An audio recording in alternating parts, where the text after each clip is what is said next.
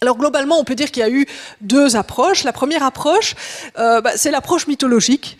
C'est-à-dire que si vous regardez les panthéons à peu près partout, finalement, vous vous retrouvez avec des panthéons qui ont des dieux liés au ciel et à ce qu'il contient. Et du coup, on pourrait se demander pourquoi c'est si généralisé. Parce qu'ils ne vont pas communiquer entre eux et pourtant ils font tous la même chose. Il y a quand même un certain nombre de choses assez claires. Moi, je dirais que d'abord, on voit quand même que l'astronomie, j'espère vous en convaincre, si vous n'êtes pas déjà convaincu, eh bien, elle va vous permettre de vous donner les bases du savoir. Et donc, finalement, quelque part, le ciel est extrêmement utile. Une fourchette est utile, on n'en fait pas un dieu pour autant, hein, donc c'est clairement pas le truc le plus important, mais bon. Un truc qui marche par contre beaucoup plus, c'est qu'évidemment, quand vous regardez, le soleil se lève tous les jours. Et si vous ne le savez pas, je suis désolé de vous l'apprendre, mais un jour, vous ne vous lèverez plus. Hein. Donc, ils sont clairement plus forts que nous, ils sont immortels et nous pas. D'autre part, surtout si on prend le soleil et la lune, hein, on a des sources de lumière extrêmement importantes. Et depuis qu'on a essayé de faire du feu, on se rend bien compte que faire de la lumière, c'est pas si simple que ça. Donc c'est clair qu'il y a une question de puissance là que d'autres choses n'ont pas, et notamment nous. Et puis il y a un fait aussi qui est important dans les pensées anciennes, c'est le fait que le ciel soit au-dessus. Alors là, dans beaucoup de civilisations, pas toutes, mais dans beaucoup, le fait que ça soit au-dessus marque un lien de domination assez clair, et donc le fait que justement, ça soit important finalement qu'on regarde ce que font ceux qui sont au-dessus, et donc d'avoir un certain rapport avec eux, un peu d'infériorité, et de se dire ils sont mieux que nous. Et donc pour toutes ces raisons-là, on va avoir quand même des dieux associés au soleil, à la lune, aux planètes, des dieux associés au ciel dans son ensemble, à la Voie lactée, enfin on en retrouve un certain nombre, et ça vraiment quel que soit l'endroit. Alors, ces dieux, dont j'ai mis quelques représentations ici, on va évidemment parler de ce qu'ils font. Et ça, ce sont les mythes, hein, les fameuses histoires qui racontent ce que font les dieux. Et ce qui est intéressant, c'est qu'on a un certain nombre de mythes qui vont raconter des observations. Des observations peut-être très simples, mais qui vont raconter quelques observations. Je vous en parlerai de quelques-unes après. Et ce qui est évidemment intéressant, c'est qu'ils vont essayer de les expliquer aussi. Alors c'est là que vous allez me dire, oui, mais enfin, c'est un petit peu bizarre comme explication. Mais il faut voir que l'explication, à cette époque-là, n'a pas, évidemment, on est dans une approche ici mythologique, on n'est pas dans une approche scientifique. Et donc les explications vont plutôt être d'ordre sociologique, d'ordre lié à la société locale. Et quelque part, elles vont un peu donner des règles de vie en société. Et dire ce qu'il faut faire ou ne pas faire, parce que les dieux le font ou ne le font pas. Là aussi, je vous donnerai des exemples après. Mais globalement, ça va permettre d'englober tout dans une espèce d'ordre cosmique auquel on va être soumis aussi, parce qu'on doit faire un peu, on doit en tout cas essayer de faire comme ces dieux. D'autre part, évidemment, c'est quand même ici clairement le plus intéressant, c'est l'approche scientifique. Vu que, grâce au ciel, on va pouvoir se repérer dans l'espace et dans le temps, eh bien, tout cela va permettre évidemment de bâtir un savoir petit à petit qui va grandir. On va faire des maths à cause du fait qu'on voulait faire de l'astronomie et ce genre de choses. Donc on va faire beaucoup de choses à cause du fait qu'on faisait de l'astronomie au départ. Et donc on va retrouver chez les anciens des gens qui vont observer, des gens qui vont mesurer, et dans quelques cas, des gens qui vont modéliser. Alors là, évidemment, il n'y en a pas énormément, mais il y en a quand même quelques-uns qui vont modéliser et modéliser précisément. Donc on voit apparaître comme ça les premières démarches scientifiques. Alors bon, a priori ici, je vous ai dit, on est sans télescope. D'accord? Donc qu'est-ce qu'on peut voir dans le ciel? À votre avis? Les étoiles, très bien. Le soleil, la lune, les autres planètes. Donc globalement, on a bien le soleil, la lune et les autres planètes. Alors soyons clairs, ce sont les planètes au sens antique. Hein. Donc les planètes, souvenez-vous, planète, ça veut dire un astre qui bouge par rapport aux autres étoiles. Et donc, dans le sens ancien, le soleil et la lune font partie des planètes. Okay, et puis vous avez les 5 planètes au sens moderne, visibles à l'œil nu, donc Mercure, Vénus, Mars, Jupiter et Saturne. Il y a évidemment les étoiles qu'on va grouper en constellations. il y a assez peu d'autres choses que l'on peut voir à l'œil nu. On va avoir la galaxie d'Andromède, on a quelques nébuleuses, quelques amas, mais pas grand-chose. Donc finalement, ça va surtout se baser sur les planètes et les étoiles. Alors bon, le Soleil et la Lune, je vais commencer par ça, je vais vous les faire petit à petit. Ces deux-là sont généralement associés. Et bon, je ne vais pas vous apprendre grand-chose si je vous dis que le Soleil se lève. S'il veut bien se lever, attendez, le Soleil ne se lève pas. C'est pas grave, on va essayer de s'arranger.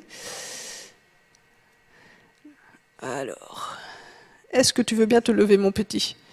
Il veut pas? Bon, bah il va se coucher au moins, hein. Voilà. Et donc, le Soleil se lève, le Soleil se couche. Vous avez déjà la première définition. Ah, il aime bien se coucher par contre. C'est la définition évidemment du jour.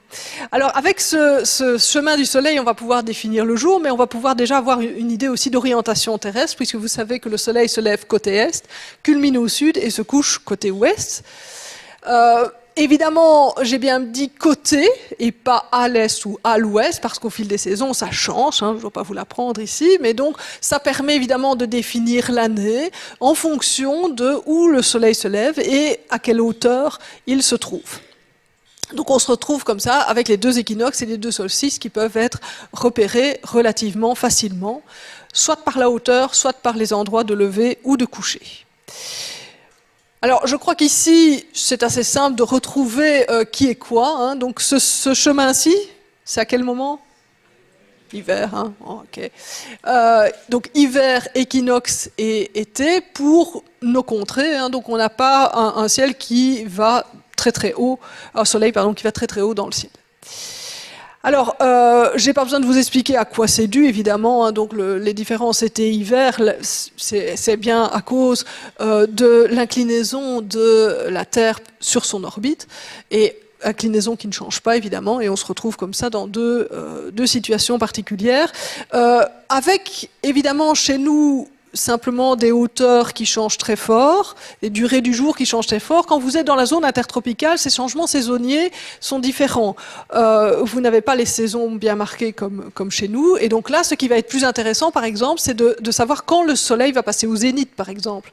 Donc il va y avoir des définitions différentes, évidemment, et des intérêts différents selon l'endroit où vous vous trouvez. On en reparlera un petit peu plus tard. Alors la Lune, la Lune, je crois que le truc le plus évident, hein, c'est clairement les phases, ces phases de la Lune qui permettent évidemment de définir le mois.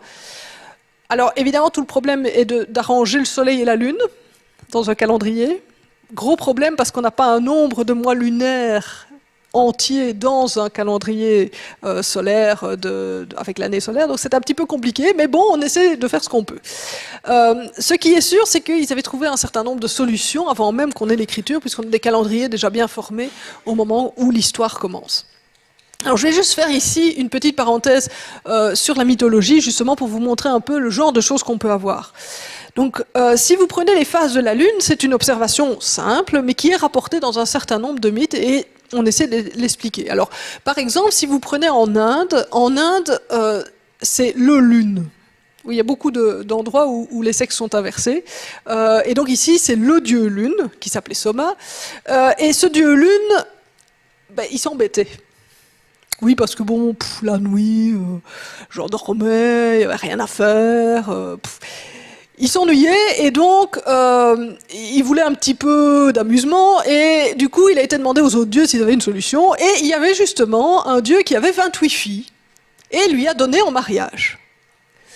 Alors il donne 28 filles en mariage, le gars a du coup un petit peu d'amusement pour passer ses longues nuits, mais le problème c'est qu'il préfère une des filles, Rohini, la rouge, qui correspond en fait à l'étoile Aldébaran. Du coup il passe plus de temps avec elle. Du coup, les 27 autres sont jalouses, évidemment, et ce qui se passe, c'est qu'elles vont se plaindre à leur père, qui rouspète, le beau-fils ne veut rien entendre, il veut toujours rester avec sa préférée. Du coup, le beau-père se fâche et lui dit « si c'est comme ça, tu vas maigrir ». Et le dieu Lune se met à maigrir. Quand il ne reste plus qu'un tout petit filament du dieu Lune, les autres dieux intercèdent et font un petit peu pression sur le dieu Lune, et justement, il finit par accepter de passer autant de temps avec toutes ses épouses. Le beau-père, se méfiant quand même, lui rappelle chaque mois qu'il doit évidemment passer autant de temps avec toutes ses filles. Alors, vous voyez ici, au départ, la règle de vie en société qui permet d'expliquer tout ça, c'est que globalement, si vous avez plusieurs épouses, il faut toutes les traiter de manière égale. Donc, vous voyez l'explication sociologique dont je vous parlais. Mais vous remarquerez au niveau observation, c'est pas rien du tout non plus. En fait, l'idée d'avoir ces 28 filles, alors selon les sources et selon l'époque, ça va varier, parfois c'est 27, parfois c'est 28, en fait, ces filles correspondent à des étoiles. Et la période sidérale de la Lune, je ne parle pas de ce qui a permis d'avoir les phases, donc là c'est le mois synodique, dont je parle par rapport aux étoiles, c'est 27 jours un tiers. Donc le nombre de filles, en fait, correspond au temps mis pour faire un tour dans le ciel. Donc vous voyez que les détails ici sont importants et ont une certaine subtilité. Au Gabon, on a quelque chose un peu similaire, mais avec quelques variantes. Là, il n'y a que 2 épouses.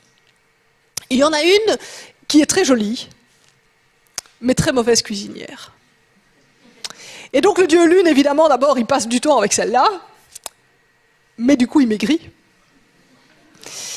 Et au bout de 2 semaines, il a faim. Et donc il va chez sa deuxième épouse, qui est moins jolie, mais qui est très bonne cuisinière, et là, il reprend un petit peu de vigueur. Et donc là aussi, vous voyez tout de suite la règle de vie en société.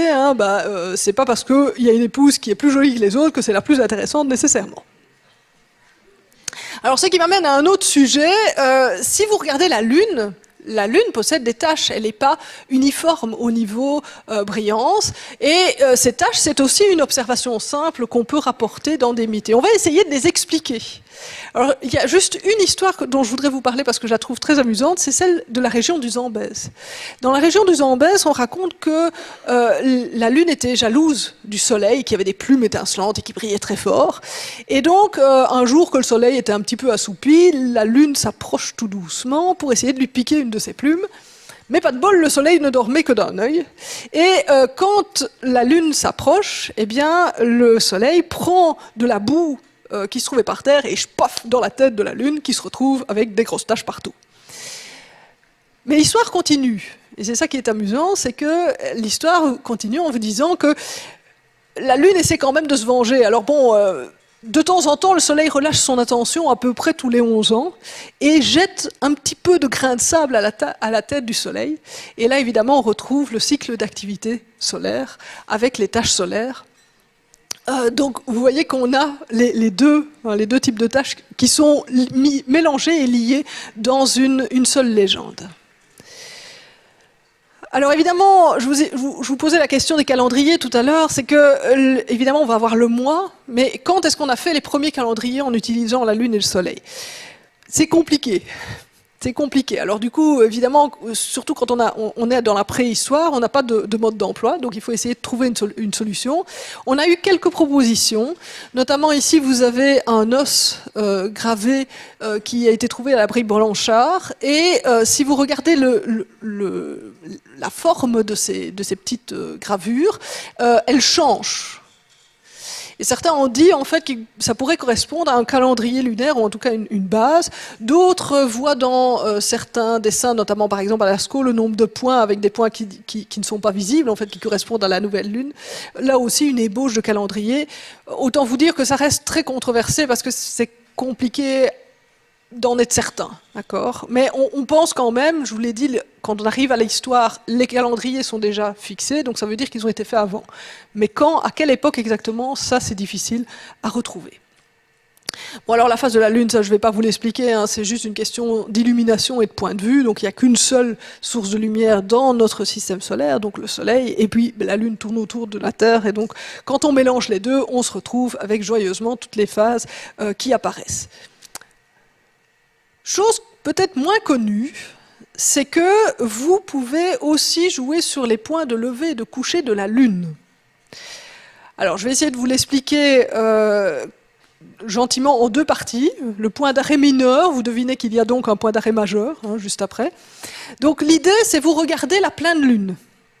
Ok, donc je vous ai mis ici le soleil, je vous ai mis la Terre en hiver et en été, et je vous ai mis la pleine lune de chaque côté. Alors il faut savoir que l'orbite lunaire est inclinée de 5 degrés par rapport à l'orbite terrestre, et donc allons-y, hein, je vois là 5 degrés d'inclinaison. Je vais regarder ici en été, donc en été le soleil se trouve à une déclinaison, donc la hauteur par rapport à l'équateur céleste, de 23 degrés et demi. Le soleil est ici, il ne se lève pas à l'est, mais au nord-est, il se couche au nord-ouest. Voilà le trajet du soleil en été. Et la Lune, pendant ce temps-là, en pleine Lune, sa déclinaison va être négative, puisqu'elle est en dessous de l'équateur, et on est à 23 degrés et demi, moins 5, donc moins 18 degrés et demi. Donc on a une déclinaison qui est proche, finalement, de celle du soleil en hiver, mais pas aussi extrême. Donc le trajet du soleil en hiver, il est ici, et avec la Lune, on va être un petit peu moins extrême que le soleil. Okay. Maintenant, je vais prendre l'hiver. L'hiver, le soleil est à moins 23 degrés et demi, donc il se trouve ici, se lève au sud-est, se couche au sud-ouest, et la Lune, elle est cette fois-ci à plus 18 degrés et demi, et donc elle est un petit peu moins extrême que le soleil d'été. Donc elle va être un petit peu en dessous du soleil d'été.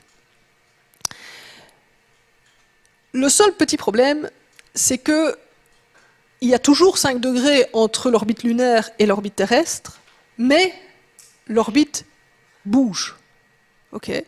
L'inclinaison reste de 5 degrés, mais il y a une précession qui se fait. Et donc vous vous retrouvez, si vous regardez, avec un changement. 9 ans après, on se retrouve avec une lune où l'inclinaison, cette fois-ci, est dans l'autre sens. D'accord ? Toujours de 5 degrés. Donc cette fois-ci, en été, on est à 23 degrés et demi, et il faut rajouter 5, donc on est à moins 28 degrés et demi. Donc cette fois-ci, la pleine lune est plus extrême que le soleil d'été. Que le soleil d'hiver, pardon. Et en hiver, on est à plus 28 degrés et demi, donc on est plus extrême que le soleil d'été. Donc vous voyez, il y a toujours 6 mois de différence entre le soleil d'été, pleine lune d'hiver, soleil d'hiver, pleine lune d'été. D'accord ? Il y a toujours 6 mois de différence entre les deux. Et d'autre part, vous oscillez autour des maxima du soleil. Donc, si je vais commencer d'abord uniquement par le soleil. Donc le soleil, on a des positions extrêmes de lever et de coucher, et on passe de l'un à l'autre en 6 mois. Un aller-retour, ça prend 1 an. Jusque-là, tout va bien. Et puis vous avez pour la Lune le même genre de choses, mais avec des oscillations. Donc on passe sur la pleine Lune avec des oscillations autour des positions extrêmes du Soleil à 6 mois de différence. Cette oscillation, c'est à peu près un peu plus de 18 ans, ce qui veut dire que si vous orientez quelque chose sur le Soleil, il y a un nuage. Bon, ça arrive quand même souvent, hein. Dans ce coin-ci, c'est comme chez moi, c'est pareil, il y a pas mal de nuages, donc bon, qu'est-ce que vous voulez, vous le manquez une fois, vous pouvez même le manquer 2 ans de suite, bon, c'est pas grave, quoi. On attend encore un petit peu et tout va bien. Orienter sur le soleil, sur une vie humaine, une personne seule, ça peut se faire. Orienter sur la Lune, ça devient un petit peu plus compliqué. Parce que là, si vous le ratez, vous devez réattendre de nouveau 18 ans. Donc là, on est plus dans des projets qui impliquent plusieurs personnes avec un certain partage des connaissances de génération en génération. Donc c'est pas aussi simple d'orienter sur la Lune que d'orienter sur le Soleil. Alors si je vous parle de ces extrêmes, c'est évidemment parce qu'on les a repérés. En vrai, on a tout un ensemble de monuments qui sont orientés vers ces points extrêmes. Alors, un des plus anciens, c'est une tombe qui se trouve pas loin de Dublin, en Irlande, et qui a plus de 5000 ans. C'est un passage, alors vous avez ici l'entrée, qui est bouchée par... Elle a toujours été bouchée, hein, c'est normal. Donc elle est bouchée ici par un menhir couché, et vous avez ici 2 coupes du passage. Vous voyez que le passage n'est pas droit, ni horizontalement, ni verticalement. Ce passage fait 19 mètres, et lors des solstices d'hiver, quand le soleil se lève, la lumière passe dans la petite lucarne ici au-dessus et traverse tout le passage pour aller illuminer la chambre, qui est une chambre funéraire tout au bout. Uniquement au lever de soleil des solstices d'hiver. Alors pourquoi uniquement à ces dates-là ? Parce que justement, c'est pas droit. c'est fait exprès, en fait, le fait que ça ne soit pas droit ni dans un sens ni dans l'autre, ça permet de limiter très fort le moment où, ici, ça sera illuminé. Alors, quant à savoir la volonté, on est ici dans des sources préhistoriques, donc on n'a pas de mode d'emploi, donc on peut juste essayer d'imaginer. Lorsqu'on est au lever de soleil du solstice d'hiver, on sait que le soleil va être très bas toute la journée, mais c'est le dernier moment où il va être si bas, puisqu'après il va renaître et remonter, redevenir plus fort, rééclairer beaucoup plus fort. Comme ici, il s'agit d'une chambre funéraire, l'interprétation des archéologues, c'est quelque part de se dire que vous avez là des défunts qui vont être emportés dans leur renaissance par justement les rayons du soleil. Donc on y voit l'idée de renaissance appliquée pour les défunts. C'est évidemment assez probable, mais je suis d'accord, hein, si vous avez un doute, c'est toujours possible, puisque je vous dis, on n'a pas le mode d'emploi. Alors, dans le genre monument mégalithique, on en a un certain nombre. Newgrange n'en est qu'un. Le plus connu, c'est évidemment Stonehenge. Alors, quand on parle de Stonehenge, il faut savoir que Stonehenge, c'est un monument extrêmement complexe, qui a été construit sur 1400 ans. Donc, imaginez, par rapport à maintenant, hein, 1400, un truc qui aurait commencé en l'an 600 et qui se terminerait maintenant. Il est clair que ce n'est pas les mêmes qui ont commencé et qui terminent. Okay, que c'est plus du tout les mêmes intérêts même des gens au fil du temps. Donc on est sur des peuplades qui changent. Okay, et donc le monument a changé énormément. Au début c'est un simple talus, il y a 56 trous, probablement remplis avec des piquets de bois. Puis ils vont retirer les piquets, ils vont mettre des pierres, ils vont ici avoir une direction principale qui va être de plus en plus marquée, qui est l'avenue, en fait. On va se mettre à remplir les trous de différentes choses, dont des eaux, par exemple, et en mettre quatre particulièrement en avant, ce qu'on appelle les pierres stations. Et puis au centre, on va élever les fameux monuments pour lequel Stonehenge est évidemment connu, mais ça c'est vraiment la toute dernière phase, donc en 1500 avant notre ère. Alors bon, voilà à quoi ça ressemble aujourd'hui. On peut deviner encore le talus. On a les 4 pierres stations, dont une, il y a le chemin pour les touristes en plein milieu. L'axe du monument est toujours marqué, quand même. Et d'ailleurs, évidemment, vous avez certainement déjà vu ça, hein, peut-être moins ces dernières années, mais il y a quelques années, on le montrait à chaque fois. L'orientation principale du monument, c'est le lever de soleil au solstice d'été. Et donc, c'était le seul jour où on pouvait encore aller sur le monument, mais uniquement si vous étiez habillé en panoramix, ce qui n'a absolument aucun sens, vu que ce ne sont pas les Celtes qui ont fait ces monuments-là. Mais c'est pas grave, si vous n'êtes pas habillé en panoramix, vous ne rentrerez pas sur le site ce jour-là. Enfin, toujours est-il que l'axe du monument est donc très clair, lever de soleil au solstice d'été, et si vous liez les 4 pierres stations, en fait, vous vous retrouvez notamment avec les levées et couchers de lune les plus au nord et les plus au sud. Ceci dit, il y a tellement de pierres, de points, de trous, de tout ce que vous voulez dans Stonehenge, que bon, vous pouvez trouver l'âge du capitaine aussi, hein, certainement, en faisant un petit calcul, donc il n'y a pas de problème. Avoir un monument qui présente une orientation, c'est bien, mais ça peut être un hasard aussi. Conclusion, à partir des années 70, on a eu notamment les Thom, père et fils, qui se sont dit, bon, un monument c'est bien, mais si on en a plusieurs, c'est mieux. Et donc ce qu'ils ont fait, c'est qu'ils ont fait des relevés. De tout un ensemble de monuments mégalithiques, alors ils ont tout fait. Ils ont fait la Bretagne, ils ont fait la Cornouaille, ils ont fait l'Écosse, ils ont fait l'Angleterre, ils ont fait les îles en Écosse, ils ont fait l'Irlande, enfin bon, ils ont fait un petit peu partout. Et à partir de là, ils ont fait une analyse statistique pour essayer de voir combien de monuments étaient orientés dans quelle direction. Alors voilà le résultat. Je suis désolée, c'est la slide compliquée du jour. Alors, l'idée, c'est si la courbe s'éloigne de l'horizontale, ça veut dire que vous avez beaucoup de monuments orientés dans cette direction-là. Okay ? Si ça s'éloigne vers le dessus, ça correspond à des levées. Si ça s'éloigne vers le dessous, ça correspond à des couchers. Vous avez ici le soleil, solstice d'hiver, déclinaison moins 23 degrés et demi. Vous avez ici le solstice d'été, déclinaison de plus 23 degrés et demi. Entre les deux, vous avez les équinoxes, et puis vous avez les points à mi-chemin entre équinoxe et solstice, qui sont importants dans le calendrier celtique, mais qui étaient déjà importants avant. Et vous les avez ici, hein, voilà. Donc ça correspond 1er mai, 15 août, carnaval. Enfin, vous voyez, c'est des fêtes qui ont été reprises hein, et réorientées après. Alors, qu'est-ce qu'on peut voir? Globalement, les solstices, ça fait de jolis pics. Et puis vous avez les extrêmes de la Lune, qui sont marqués par les points un petit peu plus foncés. Et là, on se retrouve avec quelques extrêmes de la Lune qui sont marqués, pas extraordinairement forts, mais qui sont quand même là. Vous avez un magnifique pic là, à plus 33, qui ne correspond à rien.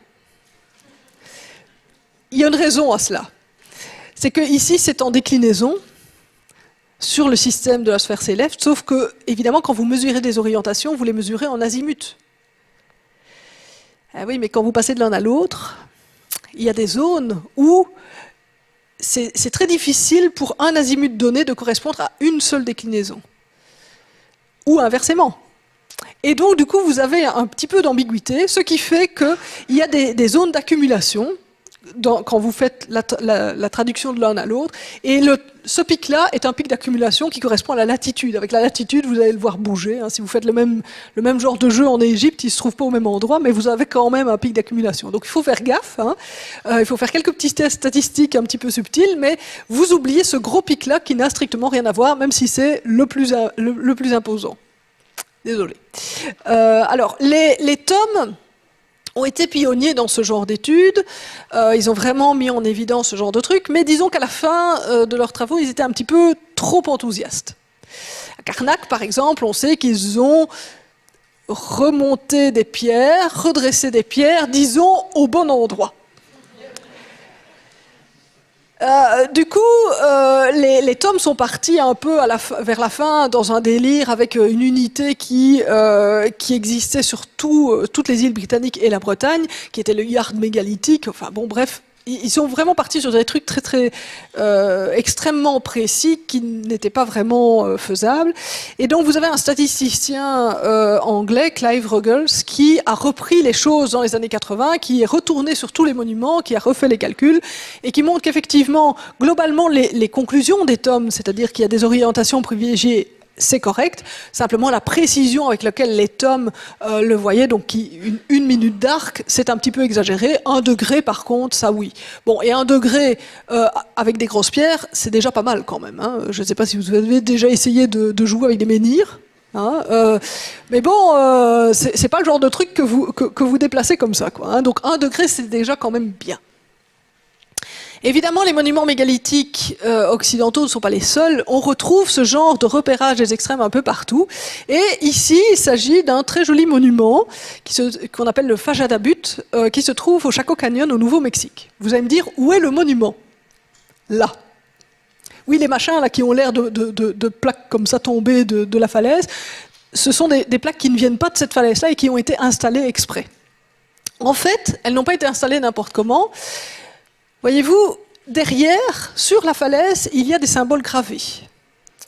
Et ici, c'est une prise qui a été faite au solstice d'été. Au solstice d'été, vous avez la lumière qui passe entre ces pierres et qui vient faire ce qu'on appelle une dague solaire, qui vient couper au milieu la spirale. Au solstice d'hiver, vous avez la spirale qui est encadrée par 2 dagues solaires. Et aux équinoxes, rien de particulier pour la grande spirale, mais il y en a une petite qui est coupée en 2. Donc, on retrouve comme ça quelque chose d'assez précis, un calendrier, on va dire plus ou moins personnel. Hein, c'est pas un truc qui se fait pour beaucoup de monde, mais on peut y aller tout seul et vérifier un peu ce qui se passe. Ce qui est assez amusant, en fait, c'est que ce concept de dague solaire, on le retrouve dans toute la zone amérindienne, toujours pour des monuments relativement petits, donc des choses pour 1 personne ou 2 personnes, pas plus, comme marqueur annuel. Donc c'est quelque chose d'assez mignon et qu'on retrouve, qui est vraiment culturellement important là-bas. Alors, si vous allez plutôt sur la sphère d'Amérique centrale, là, on a des monuments beaucoup plus de démonstration. Donc, à Ouaxactún, qui est une cité maya, vous avez un groupe de temples qu'on appelle le groupe E, et cet arrangement, en fait, après, a été découvert à d'autres endroits, et on l'a à chaque fois appelé le groupe E. Donc un groupe E, c'est quoi? Vous avez une pyramide centrale, et puis sur le bord, vous avez 3 pyramides. Et en fait, quand vous êtes de la pyramide centrale, vous voyez le soleil se lever aux équinoxes et aux solstices, derrière les temples qui sont mis sur le côté. Alors là, on est dans un cas de démonstration. Pourquoi? Parce que, évidemment, ce que vous faites, c'est que vous amenez la populace, ici en bas, dans la plaine, le dirigeant Maya de la cité en question monte sur la pyramide, lui il pouvait, accompagné d'un prêtre qui est le gars qui a fait les calculs, globalement, et on fait ça évidemment en pleine nuit, et puis le dirigeant fait lever le soleil là où il le veut. Okay. Donc vous avez une démonstration de force avec le soleil qui obéit à sa commande. C'est l'idée du mandat céleste, c'est un terme qu'on emploie généralement pour la Chine, mais qu'on retrouve effectivement à d'autres endroits du monde, les dieux qui reconnaissent comme ça les dirigeants. Donc là, on est dans vraiment une démonstration de pouvoir, on va dire.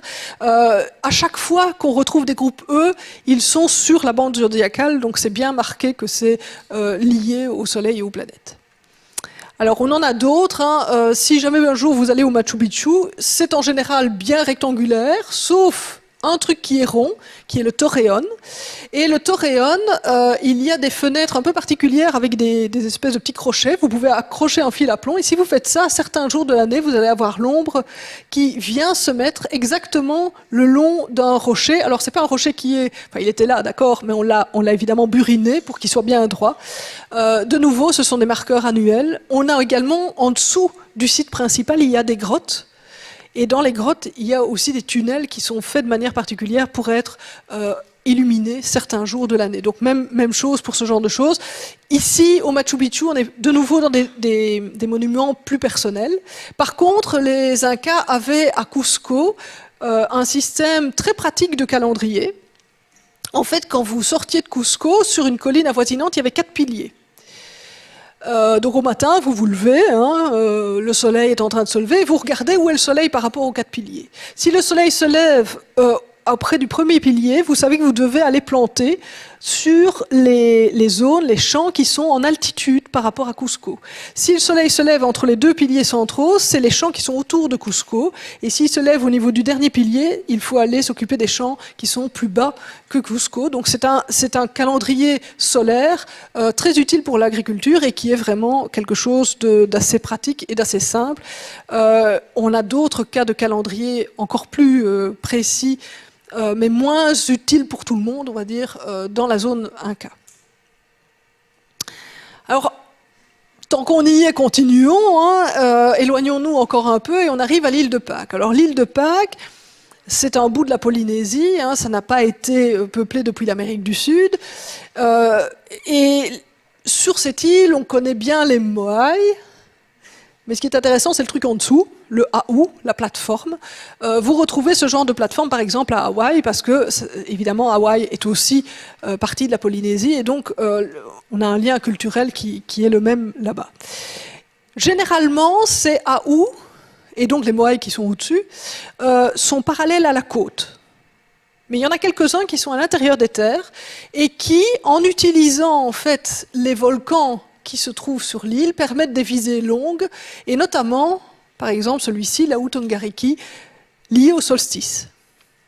Mais là, on a quand même un petit problème. C'est qu'en Polynésie, le soleil avait assez peu d'importance. Les étoiles étaient beaucoup plus importantes. Or, la direction du solstice d'hiver, au lever de soleil, c'est aussi la direction du lever des Pléiades. Et on sait que les Pléiades sont un indicateur stellaire extrêmement important dans la zone polynésienne. Donc au début, l'île de Pâques était présentée comme un exemple supplémentaire d'alignement solaire, mais de plus en plus, on penche vers une interprétation plutôt stellaire. Parce que bon, évidemment, le soleil, il change d'endroit où il se lève, mais il y a aussi des étoiles qui se lèvent, et elles ne changent pas d'endroit. Donc il faut toujours évidemment essayer de trouver culturellement ce qui a le plus de sens. Alors bon, vous avez observé un certain temps, vous avez repéré qu'il y a des directions particulières, vous mesurez et vous marquez votre mesure par des monuments. Qu'est-ce que vous pouvez faire de plus? C'est facile, vous pouvez modéliser. Alors la modélisation, je vous ai dit, il y a beaucoup moins de personnes qui l'ont faite, beaucoup moins de civilisations. Je vais vous en présenter quelques-unes. Je parle ici de modélisation précise. Je ne vais donc pas vous parler gentiment des petits Grecs avec leurs petites sphères à la con qui tournent, qui sont très mignonnes, je veux bien, mais qui ne vous aident pas. Hein, soyons clairs. On va faire des trucs précis. Donc on va commencer par les Mésopotamiens. Alors les Mésopotamiens, une des plus anciennes traces d'intérêt astronomique, c'est ceci. C'est une tablette en fait, une tablette qu'on appelle tablette de Vénus, qui raconte la conquête. Donc il y a eu une grande bataille, hein, et le conquérant a gagné cette bataille-là. Il est devenu empereur mésopotamien. Et le gars, en fait, lors de la bataille, il se fait que Vénus était particulièrement brillante. Alors du coup, ça a travaillé un peu dans la tête des gars. Ils se sont dit, ah oui, mais c'est parce que, souvenez-vous, hein, les planètes sont associées à des dieux. Ça veut dire que le dieu était particulièrement content, hein, du dirigeant en question, et donc il lui envoie un message comme quoi, bah oui, viens mon gars, viens conquérir le truc. Donc il y a eu une idée comme quoi ces planètes envoyaient des messages. Du coup, on se dit, ok, ils envoient des messages quand ils font quelque chose de bizarre. Bon, alors pour vérifier si quelqu'un fait quelque chose de bizarre, il faut bien sûr que vous sachiez ce qu'il fait d'habitude. Ça paraît logique. Donc première étape, évidemment, essayez de repérer ce que les astres font d'habitude. Alors pour ça, il va falloir évidemment développer un certain nombre d'outils, et notamment des façons de repérer les étoiles. Et donc, évidemment, le Soleil et les planètes se déplacent le long de l'écliptique. Ils vont à ce moment-là définir le zodiaque, hein, les constellations qui se trouvent le long, et ils vont par facilité se dire, bon ok les gars, on va couper en petits morceaux. Alors, un tour complet 360 degrés, ça vient des Mésopotamiens, hein, ils travaillaient en base 60, donc 360 pour eux c'était tout à fait logique. Et ils vont couper en 12 mois de l'année, hein, globalement, donc 12 fois 30 degrés, et ce seront 12, non pas constellations, mais 12 signes du zodiaque. Les signes sont là pour simplement être utilisés comme repérage. Donc ils vont mesurer pendant un certain temps ce genre de truc et puis arriver finalement en modélisant. Alors ils vont modéliser de manière arithmétique. Il n'y a pas de modèle spatial derrière ce qu'ils vont faire. Okay, donc ça nous paraît bizarre aujourd'hui, hein, surtout avec notre bagage grec derrière, mais eux, c'est un modèle arithmétique. Les Chinois vont faire pareil, les Mayas aussi vont faire des modèles purement arithmétiques. Et les Mésopotamiens vont vous dire, bon écoutez les gars, vous modélisez comme vous voulez. On s'en fout. Hein, si c'est pas rond, si c'est pas... Franchement, on s'en fout. Tout le truc, c'est qu'à la fin, ça doit être la bonne réponse. Okay, donc votre modèle, aucune limite sur le modèle lui-même, mais à la fin, ça doit être bon. Alors ils vont avoir une idée qui est en fait une idée géniale qu'on utilise encore aujourd'hui, c'est que globalement, c'est compliqué de faire des calculs, donc simplifions. Et simplifions comment? Soit en ayant une fonction compliquée où on prend des petits bouts et on la rend linéaire, ou on prend des petits bouts et on fait des constantes. Ça vous rappelle quand même tous les programmes informatiques qu'on fait, hein. C'est ça que font les programmes informatiques, ils prennent des petits bouts et puis hein, ils intègrent. Donc cette idée de modéliser, on s'en fiche de quelle façon que ce soit, le zigzag ou les constantes, mais du moment que ça marche à la fin, c'est bon. Exemple, fonction discontinue ici, vous dire, le Soleil, pendant 1 mois, se trouve dans tel signe. Ils sont pas cons les Mésopotamiens, ils savent bien que le Soleil reste pas 1 mois à une position et puis pouf, il saute ailleurs. Simplement, pour faire les calculs, c'est plus simple de dire, il est au milieu du machin pendant 1 mois. Okay, du moment que ça marche à la fin, c'est bon. Sinon, ben, on raffine. Hein, on va couper le signe en 2, en 3, enfin... Okay, le tout, c'est vraiment d'arriver à une bonne solution à la fin. Alors, pour vous donner un exemple, voici l'intervalle, le calcul de l'intervalle entre 2 nouvelles lunes, calculé par les Mésopotamiens. Alors, les Mésopotamiens vont très vite se rendre compte qu'ils ont besoin de 2 composantes, une composante lunaire et une composante solaire. La composante lunaire, c'est l'ellipticité, en fait, de l'orbite de la Lune, et la composante solaire, c'est l'ellipticité de l'orbite terrestre.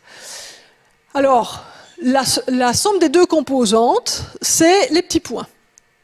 ok? Et les petites croix, ce sont les théories modernes, mécanique céleste, machin, tout ça, ordinateur, tout ce que vous voulez. Hein.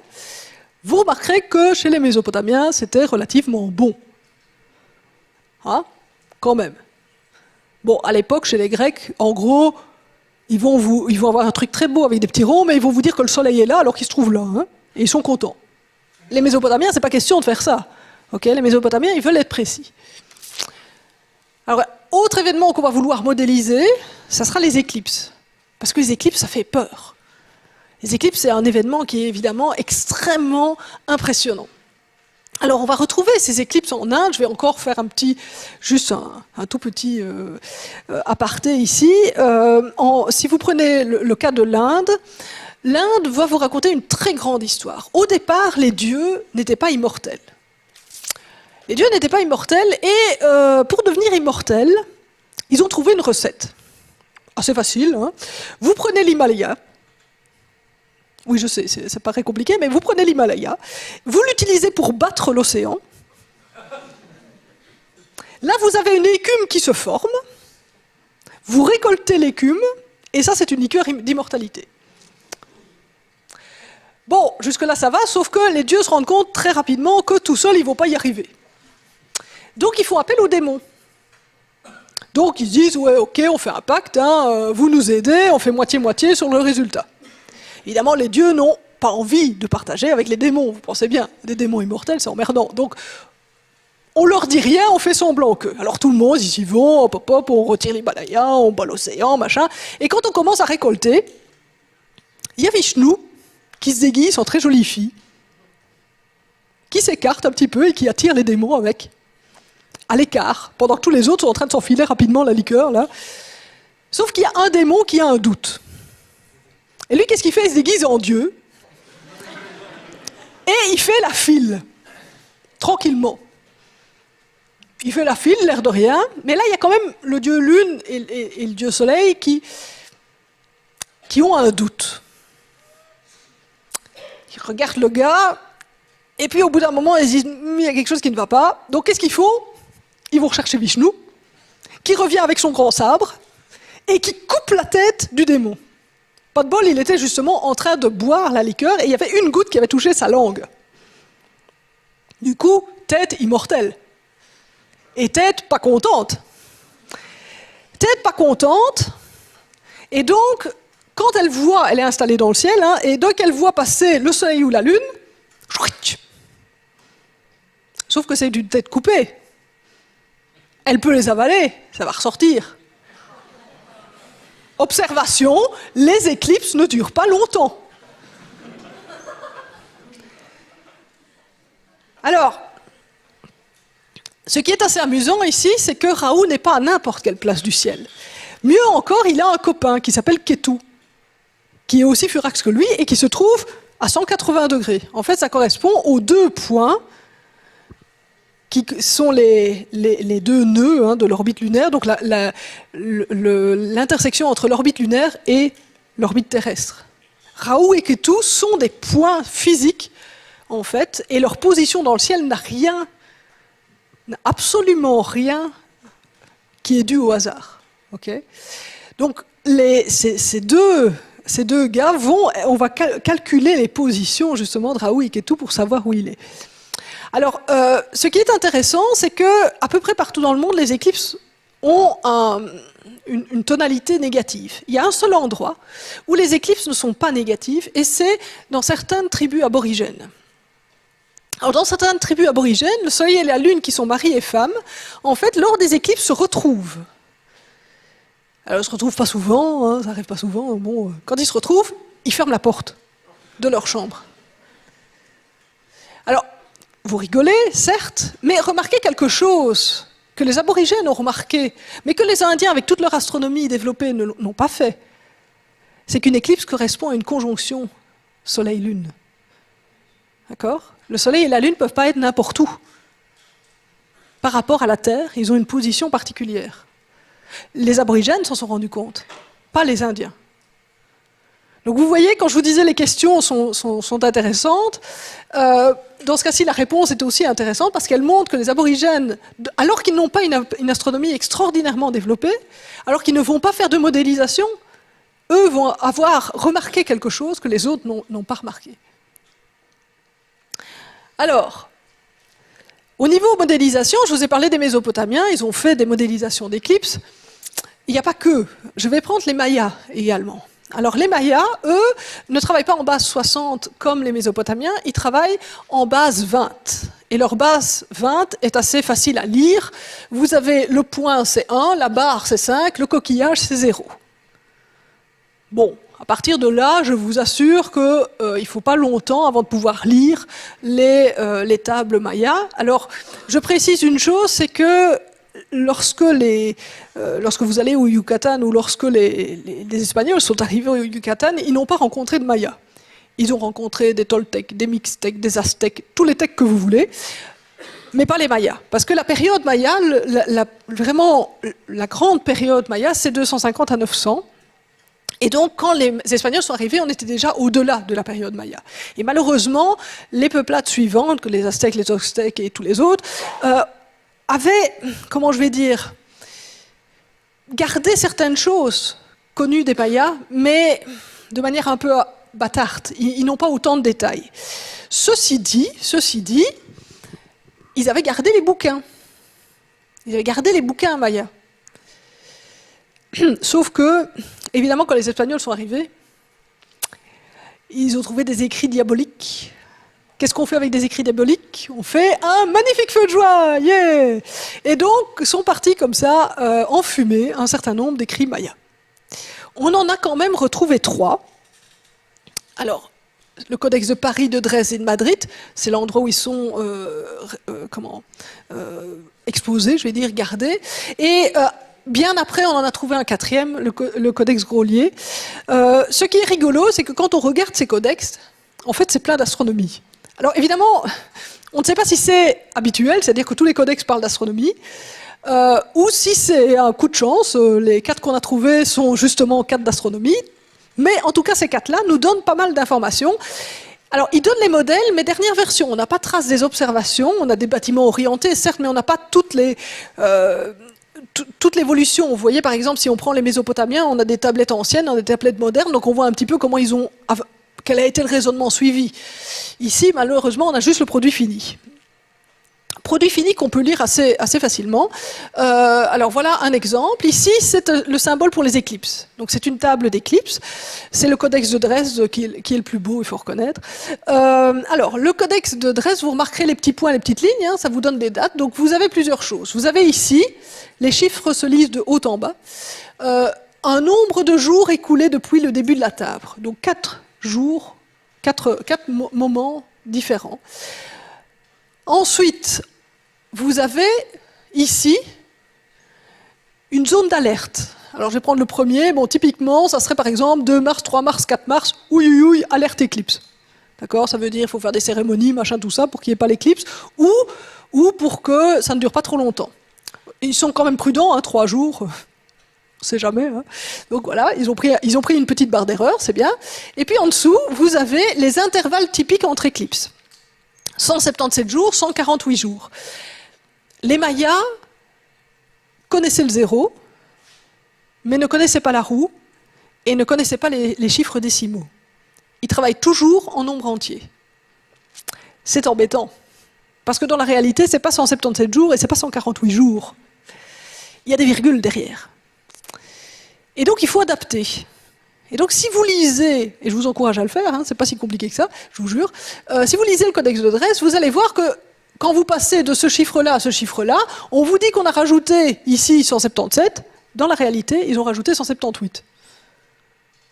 Ils vous mettent 177, hein, mais quand vous faites le calcul, c'est 178. Ils ont triché. Parce que de temps en temps, en rajoutant un jour ou en retirant, ça permet d'avoir une table qui fonctionne mieux. Et donc c'est comme ça qu'ils arrivent à des modélisations sur les intervalles d'éclipses qui ne sont pas si mauvais que ça en fait. Ok, Soleil et la Lune, je crois que je vous en ai dit assez, je vais passer sur les planètes. Planètes séparées en 2 parties, les planètes inférieures, donc Mercure et Vénus, qui apparaissent donc uniquement le soir ou le matin et s'éloignent peu du Soleil. assez classique, hein, voilà, tout simplement parce que, on sait aujourd'hui, leur orbite est à l'intérieur de l'orbite terrestre. Et puis, du coup, ils vont avoir des moments où on peut le voir le matin ou on peut le voir le soir. Quand on le voit au matin, on ne le voit pas au soir et inversement, quoi, hein. Donc c'est des moments très particuliers et là aussi on peut modéliser ça. On peut essayer de voir à quel moment est-ce que ça sera visible le matin, à quel moment ça sera visible le soir. C'est particulièrement important chez les Mayas. Pour une raison bien précise, c'est que chez eux, et vous le voyez par l'apparence ici du gars sur le codex de Dresde, Vénus, la planète Vénus, c'est pas la déesse de la beauté. C'est le dieu de la guerre. Kukulkan, que vous connaissez sous son nom aztèque, Quetzalcoatl. Et les cités mayas se font régulièrement la guerre, mais pas n'importe quand. C'est Vénus qui va leur indiquer quand faire la guerre. Okay, donc, ils vont développer des modèles de Vénus et on retrouve 5 pages, en fait, dans le codex de Dresde, avec 4 intervalles particuliers. Vénus visible le matin, Vénus invisible, Vénus visible le soir, Vénus invisible. Les intervalles eux-mêmes ne sont pas particulièrement bons au niveau astronomique, mais ils ont une valeur un peu sacrée. Les chiffres étaient sacrés chez les Mayas, donc ils ont choisi des chiffres qui leur convenaient. Cette table de Vénus, donc c'est 5 pages, les 4 intervalles font 4 colonnes, et vous avez ici 13 lignes. La façon dont ça fonctionne, vous commencez première ligne, première colonne, puis après vous passez première ligne, deuxième colonne, troisième colonne, quatrième colonne. Quand vous êtes arrivé là, vous passez cycle de Vénus suivant sur la 2e page, et puis sur la 3e, la 4e, la 5e, et quand vous avez fini la première ligne sur la 5e page, vous revenez sur la première page, 2e ligne. Ce qui veut dire que vous avez en tout 5 pages fois 13 lignes, donc 65 cycles. Mais un cycle de Vénus, c'est 584 jours. C'est pas rien. Donc ils sont en train de vous faire des modèles sur des siècles, en fait. C'est assez amusant, ils font des modèles à très long terme. Alors, en plus de ces cycles, on retrouve évidemment, parce qu'ils aiment toujours bien, hein, les comptes, le compte cumulatif, hein, des jours écoulés depuis le début, et puis ici les intervalles typiques, et puis vous avez du texte d'augure autour. Sauf que, évidemment, le cycle de Vénus, réellement, c'est pas 584 jours. C'est 583,92 et des fafiotes, ce qui veut dire que c'est pas un chiffre entier. Et donc, après 65 cycles, 65, vous êtes mauvais par quand même plusieurs jours. Donc, il y a des systèmes de correction. Ces systèmes de correction, on n'a pas le mode d'emploi, mais ils correspondent à des dates qu'on retrouve à certains moments sur le codex. Alors, plusieurs mayologues ont réussi à proposer des systèmes de correction. On ne sait pas lequel était utilisé par les Mayas, mais toujours est-il que si on les utilise, quel que soit le modèle, on arrive à des précisions de quelques minutes sur le cycle de Vénus. Donc on arrive quand même à des résultats qui sont relativement bons dans le cas des Mayas. Au-delà des 2 planètes inférieures, vous avez les 3 autres qui sont des planètes supérieures, donc les planètes qui se trouvent au-delà de l'orbite terrestre. Ces planètes sont embêtantes. Alors elles, c'est pas qu'on peut les voir le matin ou le soir, c'est qu'elles changent de luminosité. Il y a des moments où elles sont plus brillantes, et en plus, elles font des demi-tours.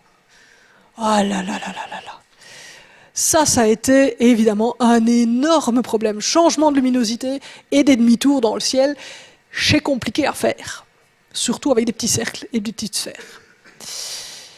Bon, c'est pas ça qui va arrêter les astronomes, évidemment, et notamment en Mésopotamie, ils vont finalement remarquer que ces moments où la planète est brillante, ces moments où elle fait demi-tour, ça revient.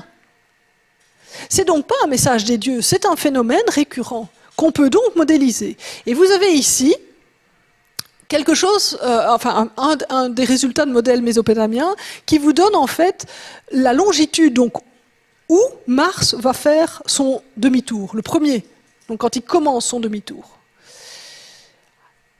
De nouveau, hein, vous avez le système mésopotamien, c'est les petits ronds, et les petites croix, c'est la théorie moderne.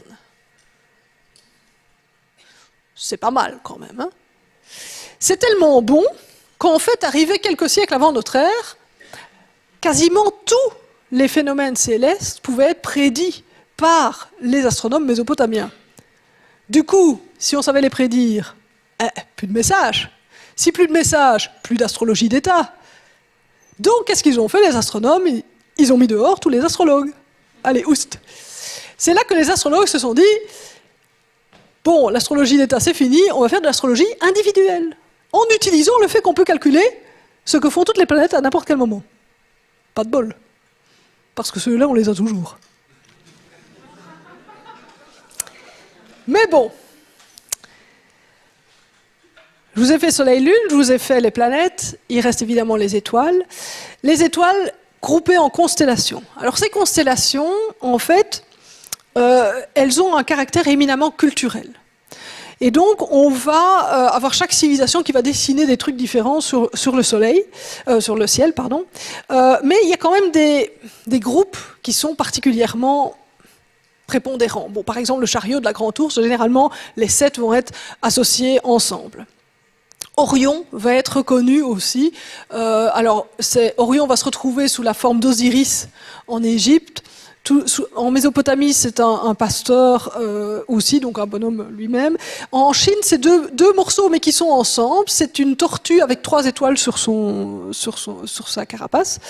Donc on retrouve comme ça des groupes quand même qui sont nommés différemment, mais qui sont quand même toujours les mêmes. On retrouve les Pléiades également. Alors les Pléiades, c'est un petit groupe qui se trouve dans le Taureau, un petit amas très mignon, très joli à voir, et qui va avoir pas mal d'importance. Ce petit groupe va être souvent remis ensemble. Donc par exemple, ici on pense que peut-être, ce serait une des plus anciennes représentations des Pléiades, donc c'est Lascaux, et vous avez ici les petits points. Par rapport à la tête du Taureau, ça correspond. Alors est-ce que c'est ça, est-ce que c'est autre chose? Je sais pas, mais en tout cas, c'est quand même troublant, il faut bien l'avouer. Mais les Pléiades, en tout cas, ce qui est certain, c'est que partout dans le monde, elle va être observée. Alors évidemment, dans l'hémisphère nord, dans l'hémisphère sud, elles ne vont pas être observées de la même façon. Et notamment, ça ne va pas correspondre à la même saison. Et donc, elles vont avoir des noms différents. Mais très souvent, et je vous expliquerai bientôt pourquoi, on va l'utiliser, comment? On l'utilise comme indicateur agricole. Et donc, vous avez par exemple le nom d'étoile labourage ou d'entrepôt, en swahili ou en inca, donc selon l'endroit, on va l'utiliser comme repère pour savoir quand labourer ou quand récolter. Les constellations, vous êtes habitués aux constellations où on regroupe des étoiles brillantes. Il n'y a pas que ces constellations-là, on peut faire ce qu'on appelle des constellations noires. On le fait surtout dans l'hémisphère sud parce que c'est là que les nuages noirs de la Voie lactée sont les plus proéminents et les plus jolis. Vous avez ici la constellation de la Croix du Sud, avec à côté ce qu'on appelle le sac à charbon. Ça, c'est la dénomination actuelle, dénomination occidentale. Au départ, chez les Incas, c'était le tinamou. Le tinamou, c'est un gentil petit oiseau. Et il y a sa maman, un petit peu plus loin, plus grande, un nuage plus grand dans la Voie lactée. Le nuage grand de la maman du tinamou Inca se retrouve chez les aborigènes sous la forme de l'émeu. Pas le même bestiau, mais la même zone du ciel utilisée. Dernière chose, on a l'habitude chez nous d'associer d'abord les étoiles brillantes, et puis bon, les étoiles peu brillantes, on les remet avec. Chez les aborigènes, ils ne vont pas fonctionner comme ça. Ils vont regarder la proximité géographique. Donc, si les étoiles sont proches, elles forment une famille, qui est des brillantes ou des pas brillants. Les ethnologues interprètent ça comme une importance, notamment chez les aborigènes du désert, du groupe. Si vous êtes tout seul, même si vous êtes brillant, vous avez peu de chances de survivre. Si vous êtes en groupe, ça marchera mieux. Et donc chez eux, les constellations par association vont être plus importantes. Ces constellations, eh bien, forcément, elles sont composées d'étoiles qui vont se lever, se coucher, mais cette fois-ci, toujours au même endroit.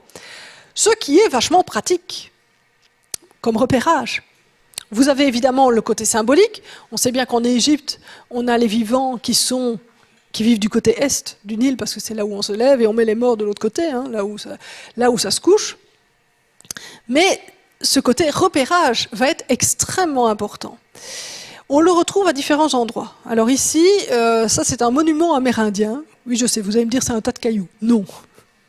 Ça va un petit peu plus loin que ça. C'est un truc qui se trouve à 3000 mètres d'altitude dans le Wyoming.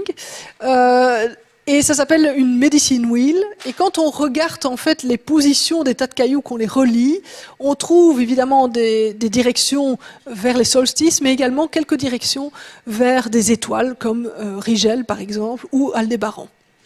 Il existe d'autres medicine wheel dans la zone.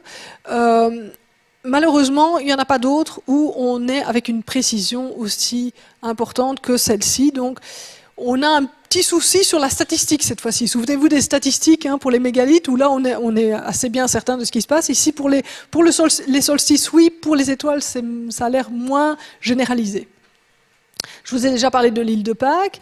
Et je vais terminer, en fait, avec l'Égypte.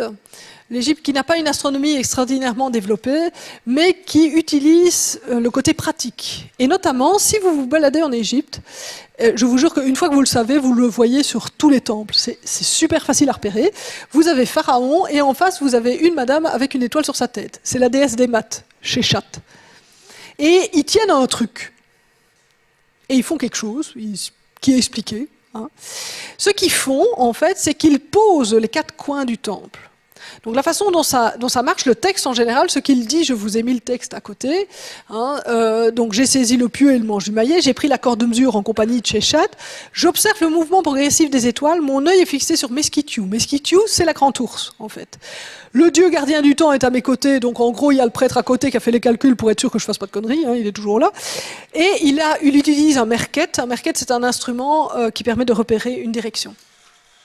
Et ensuite, il établit les quatre coins du temple. Ils utilisaient en fait les étoiles pour pouvoir avoir des temples bien orientés, y compris des pyramides aussi. Seul problème, les Égyptiens, une fois qu'ils avaient trouvé un truc qui fonctionnait, ils le gardent. Sauf que la civilisation égyptienne, elle dure longtemps. Et les étoiles, elles dérivent. Il y a un machin appelé la précession des équinoxes. Ce qui fait que comme ils utilisent toujours la même formule, on a les bâtiments qui commencent à dériver.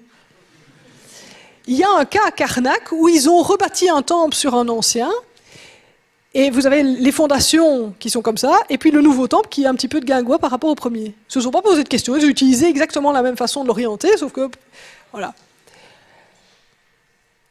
Que voulez-vous? Bon, ils ont fait ce qu'ils pouvaient.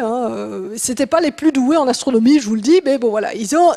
Cette idée de repérage des directions, c'est un truc qu'ils ont utilisé. Ils ont aussi utilisé les étoiles pour repérer le temps. Donc ils ont des horloges en fait stellaires. Ok, on a fait l'est, l'ouest. Au nord, les étoiles sont toujours les mêmes dans l'hémisphère nord. Les étoiles tournent autour de la polaire. Donc là aussi, vous avez un côté symbolique. Ce sont des étoiles qui ne meurent pas. Elles restent tout le temps. Elles ne se couchent pas, elles ne se lèvent pas. Elles sont complètement immortelles. Et donc, on va le retrouver dans beaucoup de civilisations associées à l'immortalité. Mais elles ont un autre intérêt. C'est la question du repérage. Grâce au fait que votre polaire reste fixe, vous pouvez faire un repérage qui n'est plus lié à l'écliptique, donc au chemin du Soleil, mais qui est lié à l'axe de la Terre et à la ligne perpendiculaire, qui est l'équateur. Et ça, si on ne l'a pas fait en Mésopotamie, on va le faire en Chine. En Chine, ils vont développer un système où l'étoile polaire, c'est l'empereur du ciel, et tout tourne autour de l'empereur du ciel. Tout comme ici-bas, tout tourne autour de l'empereur. Et donc les constellations vont être définies en fonction de l'empereur. Donc près de l'empereur, l'empereur il se trouve dans la cité interdite. Dans la cité interdite, il y a le ministre qui se trouve là, il y a les prisons qui sont là-bas, etc., etc. Donc vous avez toutes les constellations liées à la cité interdite. Et puis quand c'est plus loin, là on a une vision un petit peu moins bonne. C'est pareil en France. L'Élysée, on connaît toutes les pièces. Et puis l'Auvergne ou la Provence, c'est plus loin, donc c'est un bloc. Donc c'est pareil en Chine. Plus loin, vous avez la constellation de telle région et la constellation de telle région. Donc, ils vont comme ça développer vraiment un système où le ciel est le reflet de la Terre, ou la Terre le reflet du ciel, ça dépend dans quel sens vous le prenez. Et ils vont évidemment essayer de se repérer de cette manière-là, avec cet empereur qui est vraiment le point de repère. Et donc, ils ont utilisé un système, ascension droite déclinaison, pour le dire en termes modernes, parce qu'aujourd'hui, les astronomes, c'est ce système-là qu'ils utilisent. On utilise un repère par rapport au pôle et à l'équateur céleste. Le système écliptique n'est pas le système préféré des astronomes. Voilà. Ils vont en profiter pour faire des cartes. Et la carte que vous voyez au-dessus, c'est une carte de Susung, qui date du XIe siècle et qui est en projection Mercator ou quasi-Mercator, bien avant Mercator. Ils ont développé des systèmes de projection stéréographiques, mais également ici pour faire ce genre de cartes, extrêmement développés, parce qu'ils adoraient faire des cartes du ciel. Et donc on a énormément de cartes différentes par les Chinois, celles-ci étant les plus impressionnantes, mais on en retrouve déjà plusieurs siècles avant notre ère, des cartes qui sont pas mauvaises. Hein. Au passage, vous repérez ici Orion, là vous avez le Taureau, et les Pléiades, c'est le petit groupe qui est là-bas. Alors, si vous regardez les étoiles, et notamment ces fameuses étoiles circumpolaires, ces étoiles circumpolaires, ces immortelles, leur nombre et leur position va varier en fonction de l'endroit où vous vous trouvez sur Terre. Si vous êtes au pôle Nord, toutes les étoiles sont circumpolaires. Si vous êtes en Europe, vous en avez une partie, et si vous êtes à l'équateur, il n'y a plus de circumpolaires. Okay. La hauteur de la latitude par rapport à l'horizon vous donne... la hauteur de la polaire par rapport à l'horizon vous donne la latitude. Okay. Donc, grâce en fait aux étoiles, vous avez un système assez simple pour vous retrouver sur Terre. Et là, il y a des champions. Il y a des champions qui vont utiliser ce genre de choses, mais vraiment à fond, vraiment complètement à fond. Ce sont les Polynésiens. Donc le triangle polynésien, j'en ai déjà parlé, hein. Vous avez Hawaï ici, vous avez ici l'île de Pâques et vous avez la Nouvelle-Zélande. Tout ce qui se trouve à l'intérieur, c'est officiellement ce qu'on appelle la Polynésie de sens large. Pas la Polynésie française, mais la Polynésie au sens large. Toute cette zone-là a été peuplée depuis cette partie ici, donc depuis la Papouasie, petit à petit. Et dans cette zone-là, il y a une unité culturelle. Au niveau, la langue est très proche. Le nom des Pléiades à Hawaï, à Nouvelle-Zélande, l'île de Pâques, c'est pratiquement le même. Donc vous avez une unité au niveau de la langue, au niveau de la culture, au niveau de plein de choses. Il n'y a d'ailleurs pas de mot pour dire astronome en polynésien. Il n'y a que le mot navigateur qui existe. Pourquoi? Parce qu'ils utilisent le ciel pour se balader. Ils n'utilisent pas que ça, hein. Ils utilisent les courants marins, ils utilisent pas mal de choses. Le gros problème, c'est que énormément de savoir a été perdu au moment de la conquête de cet espace-là.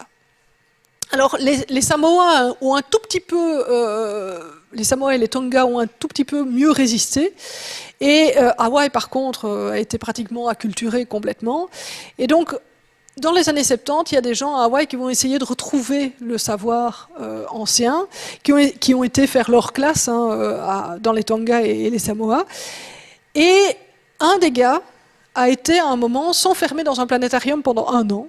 Il a bougé le planétarium de tous les sens possibles et inimaginables. Quand il est sorti, il a pris un bateau qui avait été construit de manière traditionnelle et il a fait Hawaï-Tahiti. Direct. Sans même connaître les courants marins. Juste avec le ciel. 4 ans plus tard, il a fait le contraire. Il a fait Tahiti, Hawaï. Et depuis, ils sont bien amusés avec le bateau, ils font des tours du monde, ils se sont d'abord baladés pas mal dans le Pacifique, puis ils ont fait pratiquement le Vendée Globe, si vous voulez. Hein. Mais bon, donc ils se baladent un peu partout en utilisant principalement l'astronomie. On a retrouvé des objets qu'ils utilisaient pour faire cette astronomie.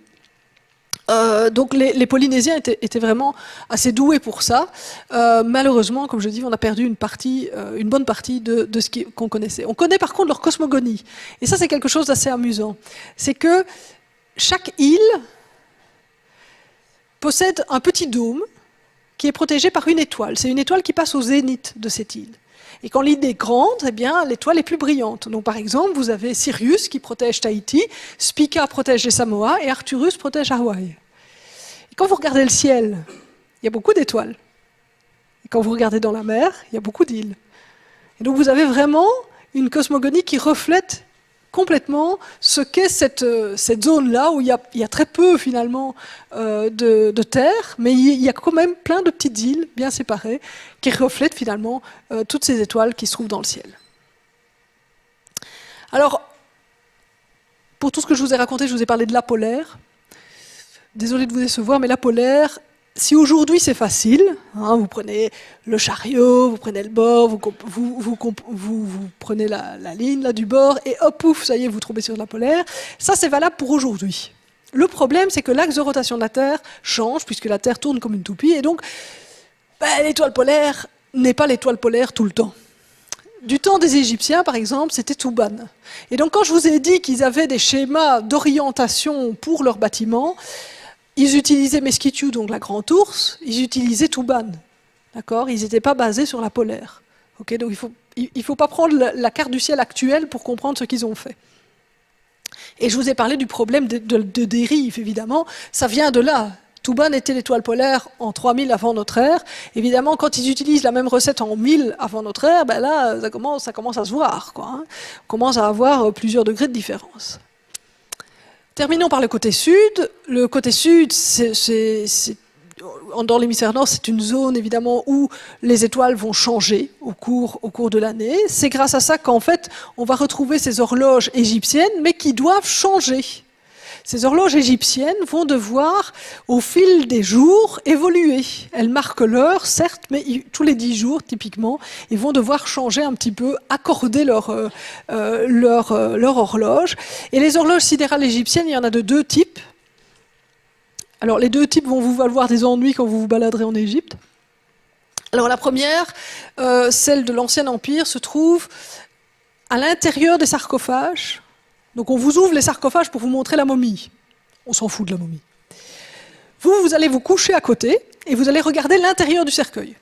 Et là, vous aurez les horloges sidérales de l'Ancien Empire.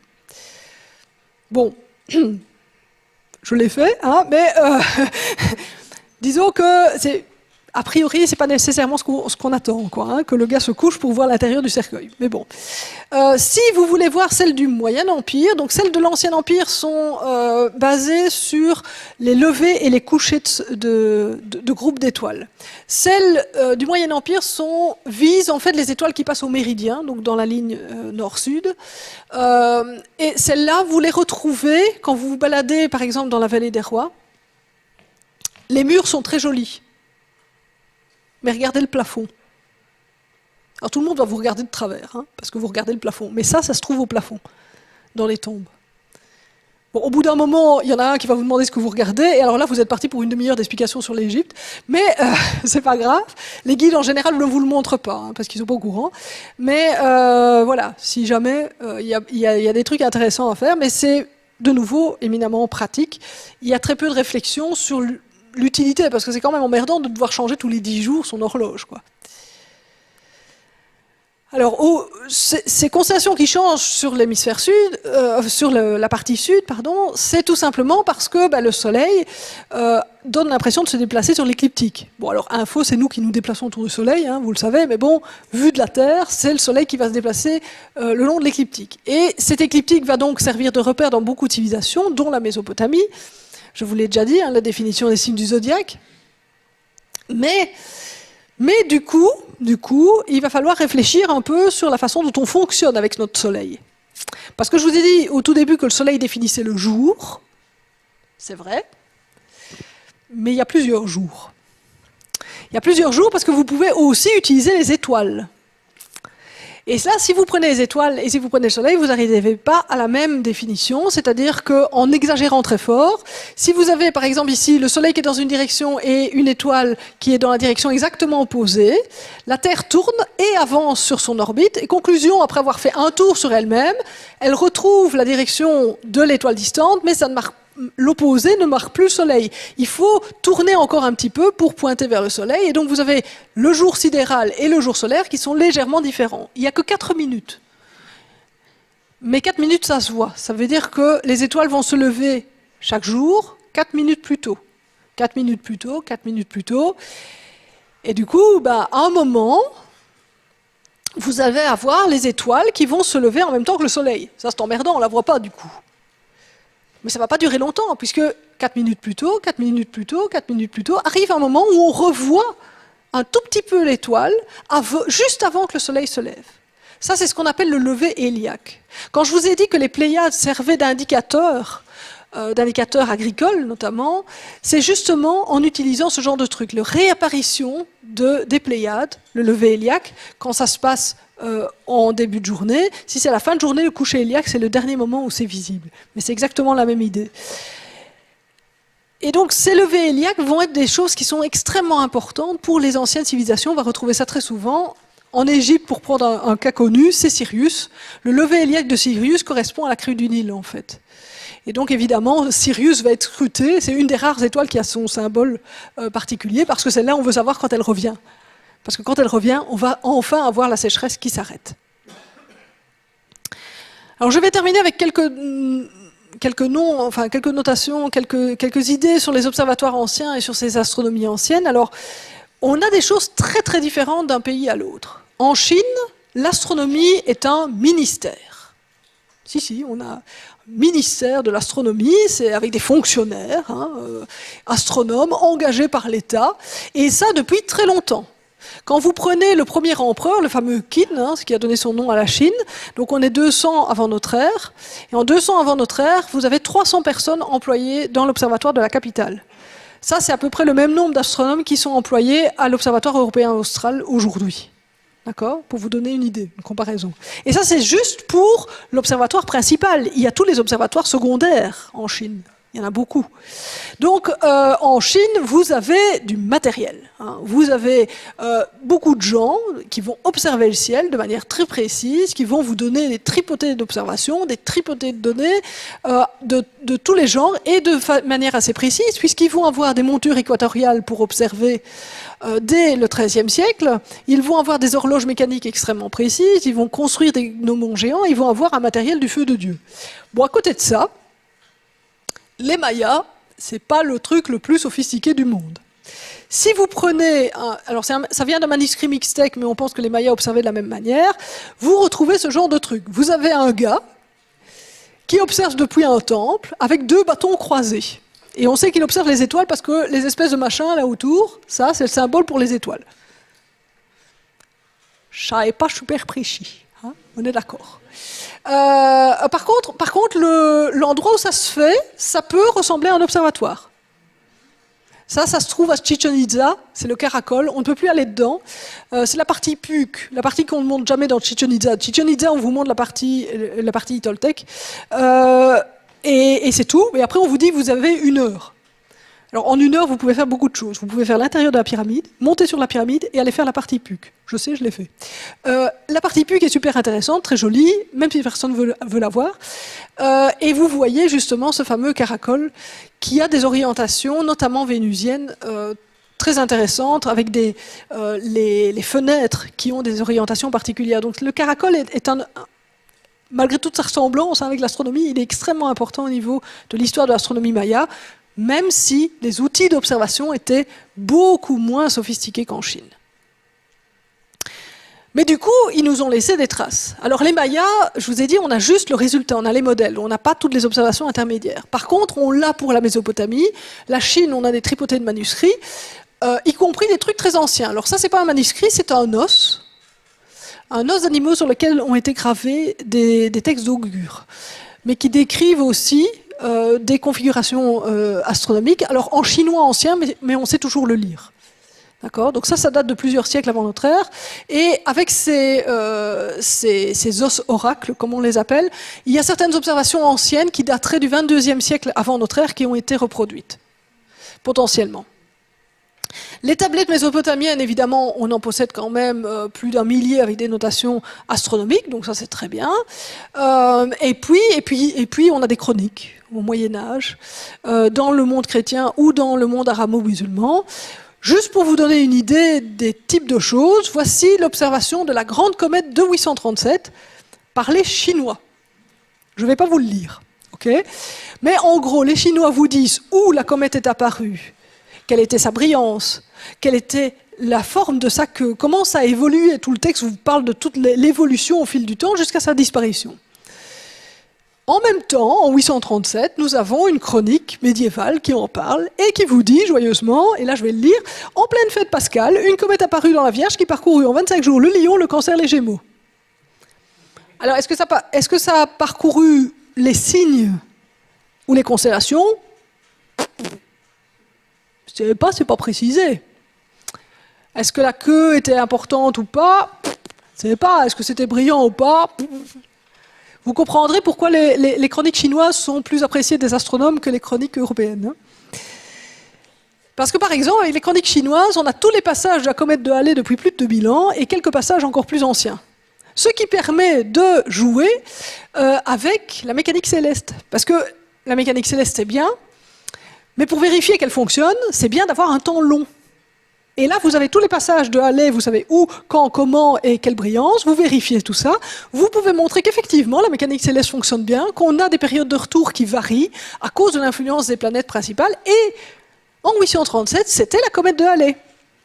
En fait, c'était un passage de la comète de Halley assez proche de la Terre, et c'est pour ça, en fait, qu'elle était particulièrement bien visible. On peut aussi utiliser ce genre de choses pour montrer que le jour varie. Oui, je suis désolé avec mon jour. Là, j'ai déjà mon jour sidéral qui n'est pas le même que le jour solaire. Et en plus, ça varie. Oui, ça varie parce que la rotation de la Terre ralentit. Et ça, on peut le montrer en regardant, par exemple, les éclipses. Les éclipses anciennes, vous en avez une, par exemple, ici, qui était éclipse solaire totale à Babylone. Sauf que si vous gardez la durée du jour actuelle, vous vous retrouvez avec la zone de totalité qui est ici. Alors pour faire coïncider ça avec ça, eh ben, il faut changer la durée du jour. Et donc en utilisant plusieurs éclipses comme ça, on peut montrer la variation à long terme des éclipses, dues notamment aux marées, mais pas seulement. Et puis vous avez une grosse bibliothèque, surtout en Chine. Les Chinois s'intéressaient peu aux planètes, mais beaucoup aux événements inattendus. Les comètes, les novae, les supernovae, et donc on a toute une bibliothèque comme ça de choses qui sont apparues, et on sait par exemple que celle-ci, ce résidu de supernova provient d'une supernova qui a éclaté en 1006, la nébuleuse du Crabe c'est en 1054, et ça permet de contraindre très fort nos modèles actuels de supernova. Donc vous voyez qu'avec des données anciennes, on peut encore faire de la science aujourd'hui. Et donc j'espère vous avoir convaincu qu'effectivement je fais bien le plus vieux métier du monde, hein, et que partout dans le monde on a fait de l'astronomie, et on l'a fait de manière extrêmement intéressante, même si avec des moyens extrêmement différents. Merci.